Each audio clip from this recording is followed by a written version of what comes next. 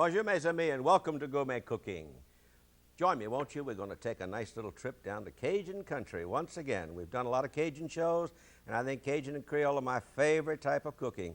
And this is going to be a good one because we're going to do a Cajun jambalaya, a rice dish with chicken and sausage and wonderful vegetables for an aromatic seasoning, a real good jambalaya. And that's going to be like it's edition 1, but we're going to accompany that with some nice spinach salad with Creole dressing and a buttermilk pie, a very interesting dessert, one I know you're going to enjoy. Now, for those of you that are interested, the recipes for this show are on page 110 and 111 in volume 3, and the salad is on page 69 in volume 1 of Gourmet Cooking. All right, let's proceed with our pie, because that takes a little while, and it's a buttermilk pie. It's like an egg custard, except it has a little tang, and it's a little thicker. It's a little nicer, right, actually. And that starts out with 4 eggs, which we want to beat. And we're going to add almost 2 cups of sugar, I think. Yeah, 2 cups of sugar. We want to add that to the egg and blend those together. Let's see if I can get it all in there. There we go. Get rid of that. And now you can use your electric mixer for that, but this is really not a hard one to put together. What you want to do, though, is to blend those egg and the sugar until it turns a nice lemon yellow color and thickens. And a good balloon whisk helps tremendously. And you can see that turns a nice lemon color, and the sugar has blended well with that egg.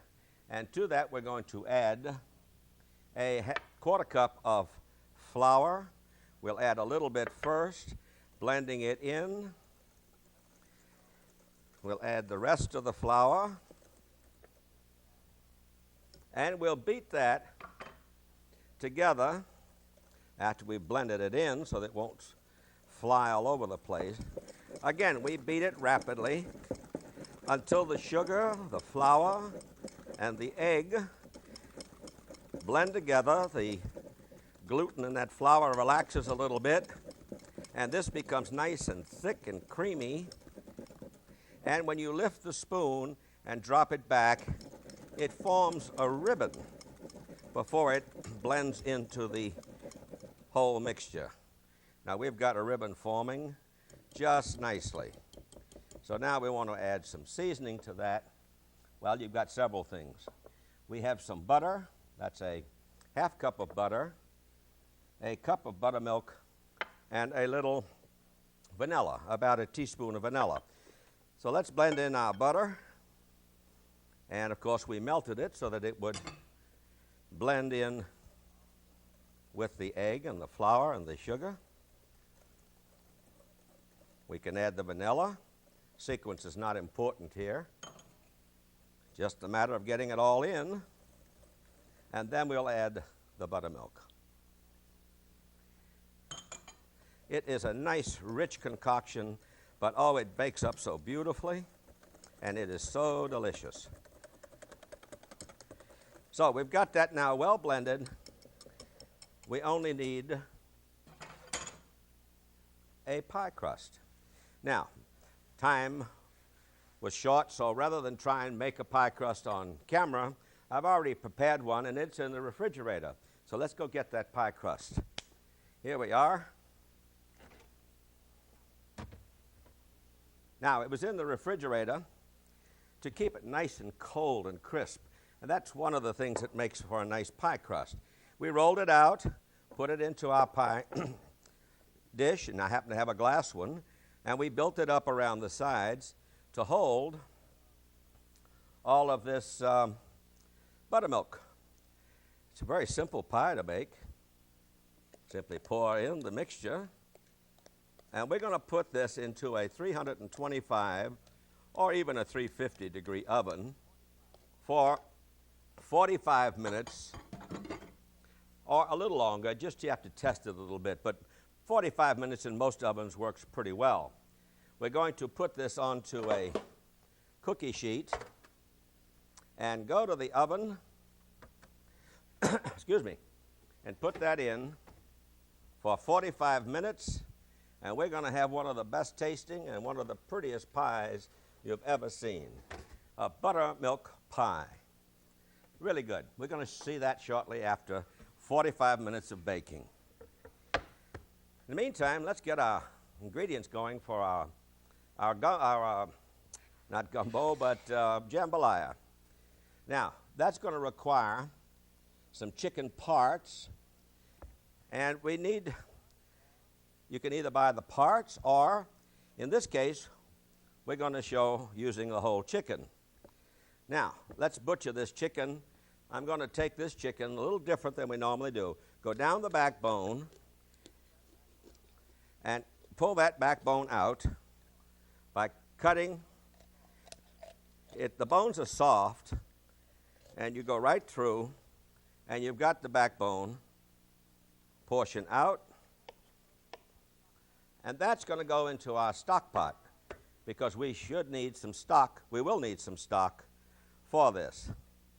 Now, we can split this right down the middle, cutting through the wishbone and cutting alongside that breastbone. We divide this chicken in half, and then we're going to divide each of those, each half, into parts. Let's take our wing, cut right through the joint. We can fold that over and make one nice portion. We come through here and cut through the skin to remove the leg and the thigh and the breast portion. Now we separate the leg and the thigh. And I'm not going to do the other half because it's just repetitious.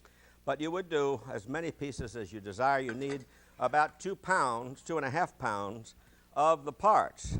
The other parts that you don't use to fry with or cook with will go into the stock pot, such as this end of the leg. It just takes place in the pot. And this thigh, we want to cut that thigh in half. A good whack with your knife or your cleaver gives you 2 portions there. And cutting off this excess fat and skin, we also want to cut off a little bit of that rib cage. It has practically nothing on it, but that's good for the stock pot. And we want to take the chicken breast and cut it into 1 and 2, 3 pieces. So that is the preparation of the chicken. The other ingredient that we need for this will be some smoked sausage, some nice smoked sausage. If you happen to be in Louisiana country, andouille would be the sausage to use. But a good smoked sausage is fine. You simply want to cut that into some slices. And we have what we need in the way of the chicken and the sausage for the dish. Now that has to be fried, and that took a little time, so I started that already. And I have over here already cooking, and has been cooking just before we started the show, the sausage and the chicken until they're both really nice and brown. Now we'll let that cook a little longer while we go to a couple of other ingredients we're going to need for this dish. And that's going to be a nice onion, or you need 1.5 cups of onion. And you want it cut into very large pieces, dice, or gross size. So we're going to cut, in other words, you want these vegetables to cook, but you want them to retain their identity. So by cutting them in large pieces, they will still be recognizable in the dish when cooked. We'll put that little bit aside. And the other thing we need is some bell pepper. So we have some nice bell pepper, green bell pepper.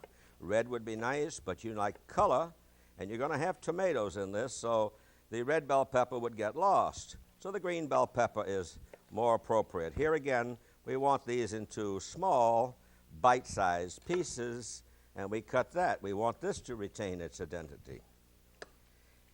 And we're also going to need some green onions, the ever-present scallions. And they, too, should be cut in fairly large pieces in order to keep their identity. So we have our 3 aromatic vegetables. Now let's go to our chicken that is cooked and the sausage that is cooked. And we want to remove that. Let's turn our heat up a little bit now. We want to remove that for the moment, and that will go back into the dish in a few moments. Let's see if we can't get all this out. And we have left the butter and a little oil that we fried the chicken, and we had a little drippings from the sausage, as well as some of the drippings from the chicken.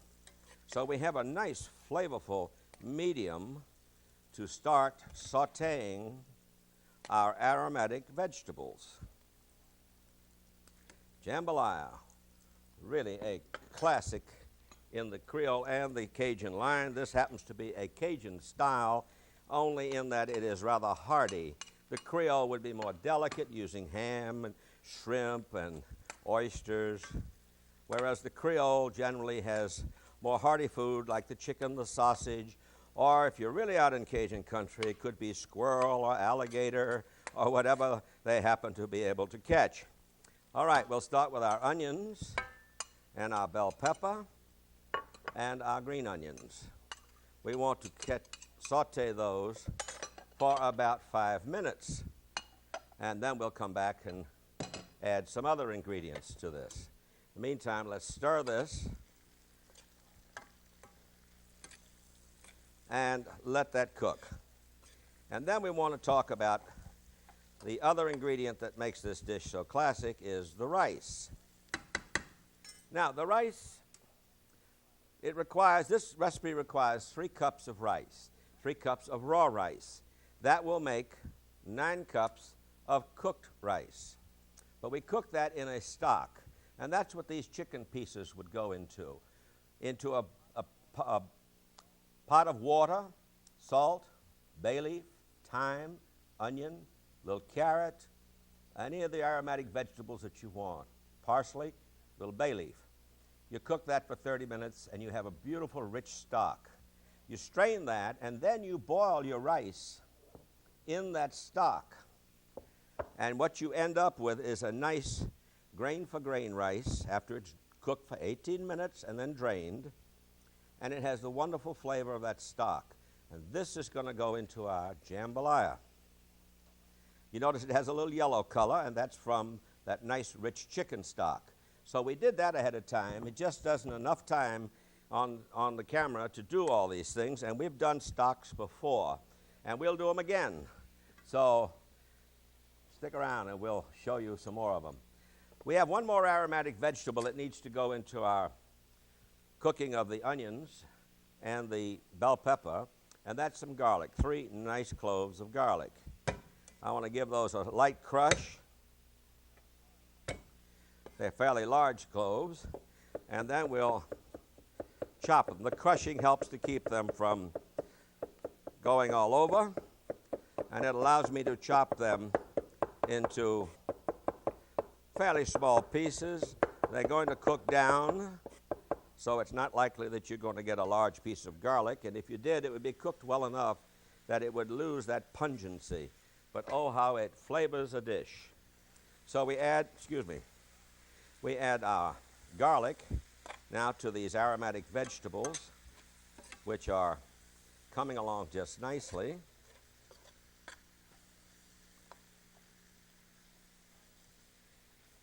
All right, they need to cook a little longer, but we have another ingredient that needs to go in there, and that is some nice tomatoes. Ideally, we would have some beautiful, fresh summer tomatoes. They're not available, so the best thing to do is to get some good canned tomatoes. I personally prefer these little plum tomatoes. There are several brands on the market, and they're excellent. They're great for making cold salads with. We want to cut those into pieces, and we need about 1.5 cups, I believe, of the tomatoes. But you want to cut those into pieces so that they will distribute themselves around the dish. So we can add this now to our aromatic vegetables, stirring, blending those in. We begin to see a beautiful set of colors come together. The green, the white, and the variations of green with the tomato.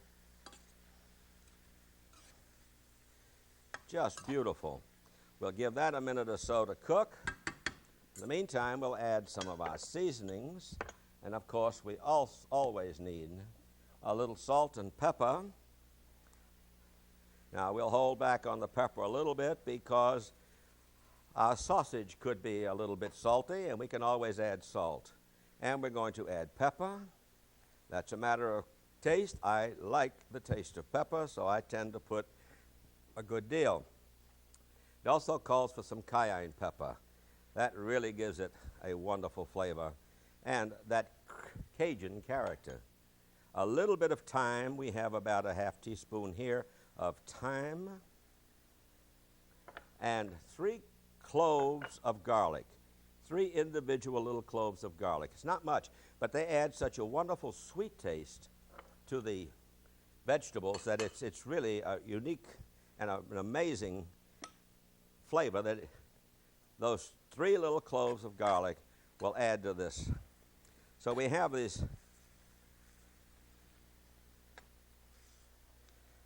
mixture of our aromatic vegetables, the tomato, and some of our seasonings. Oh, the fragrance is fantastic.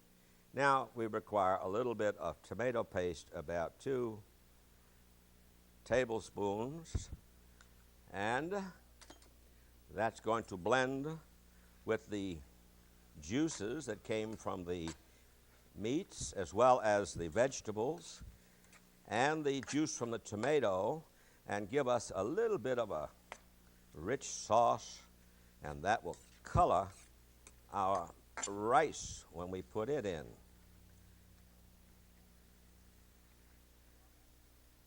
Now, while that's blending together, we can now take our meats and put those back into the pot.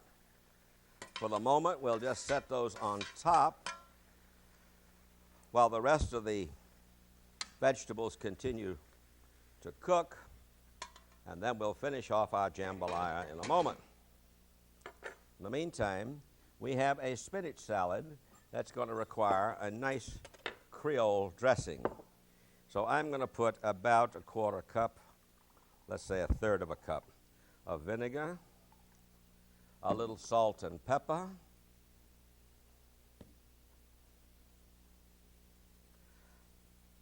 and the character that gives it Creole, or the Cajun character, is a little bit of this nice brown mustard.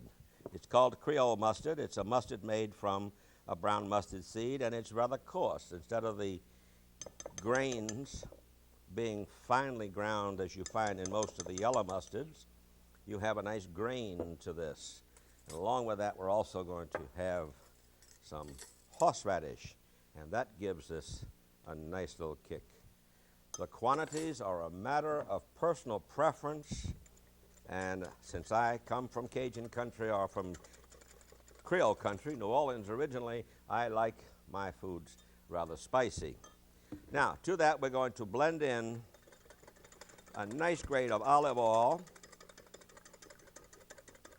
and the proportion is generally 1/3 vinegar, 2/3 olive oil. But you can vary that according to your taste. Some people like a more acid, and therefore will put more vinegar, and some people like the taste of the olive oil. But in all cases, you're going to get the taste of the mustard and the horseradish. So now let's go back to our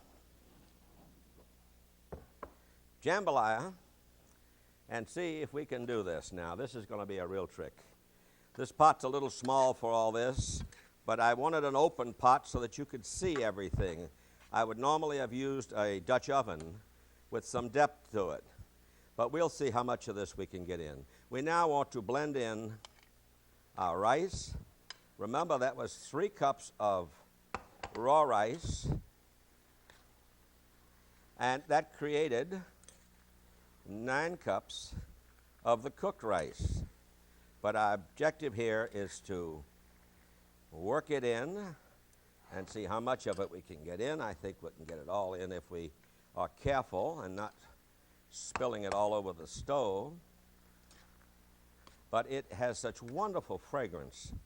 Now, jambalaya is a dish that was born out of the southwest Louisiana with the French settlers and the Spanish settlers and the blacks and the Indians all contributing something from their cuisines to this dish. I personally feel that this was the attempt, this came about as an attempt of the Spanish to make their paella and had to use the local ingredients. And over a time, all those various ethnic influences contributed to a dish which became jambalaya in Louisiana. You can see there is a resemblance to a paella. However, there are different seasonings and so forth. Now, we want this to heat up a little bit, so we'll let that sit aside for a moment. We're going to need just a touch of parsley at the end of this, so let's chop a little parsley. And then, of course, we have to go to our pie, which is still cooking. We're going to need this parsley as a final element and garnish to the jambalaya.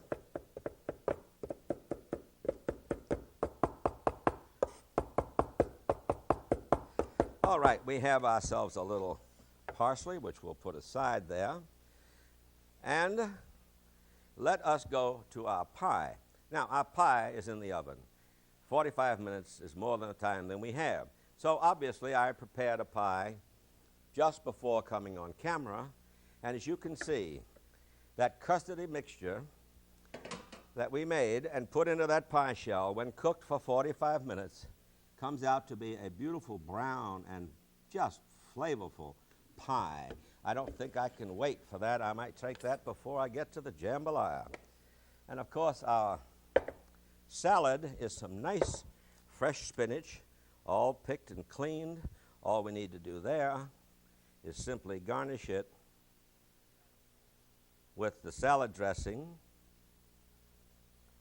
It's not even necessary to toss it. That's going to work its way down. And we have a little extra, which we'll put on the table to go with our spinach salad. The final dish, of course, is our jambalaya, which is going to be difficult to put on here unless I move a few things. There we go. Let's spoon out some of our jambalaya. Those beautiful jewels of sausage and the chicken and the tomato, the bell pepper, the onion,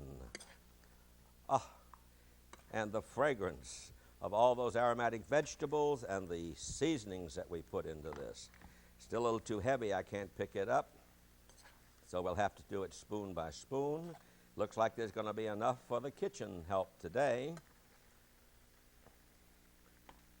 But I guarantee you, there won't be much of this left after you've put it on the table.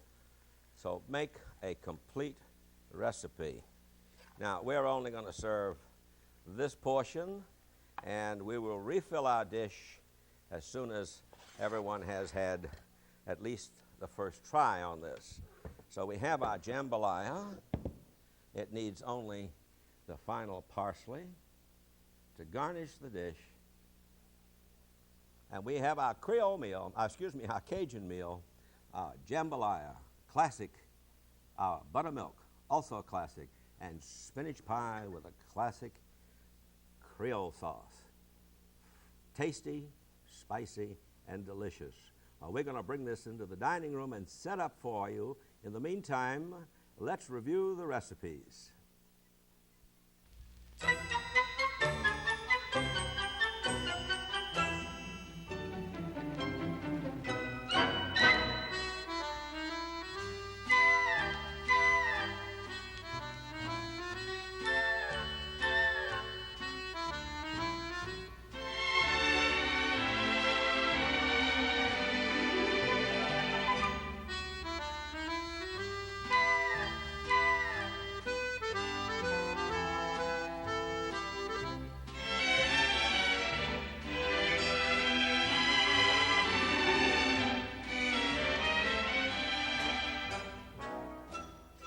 Well, our Cajun meal is ready, and so are we. I know I am, and the studio here is too. I hope you will be too.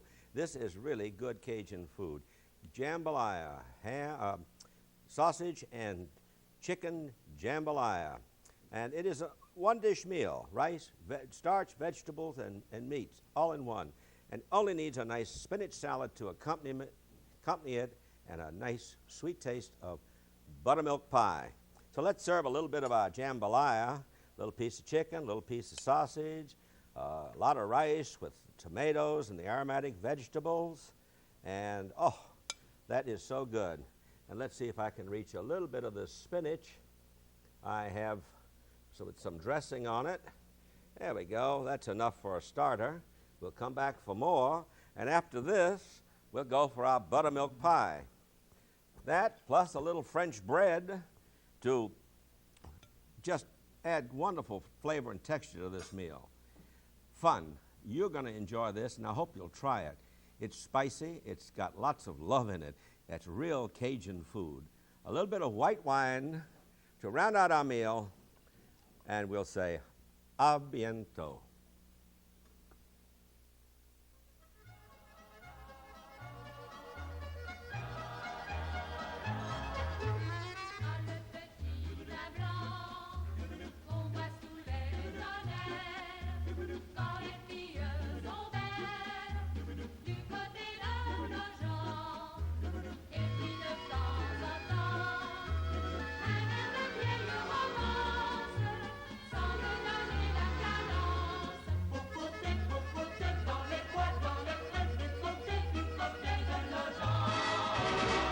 Le printemps, la douceur du temps nous fait des avances.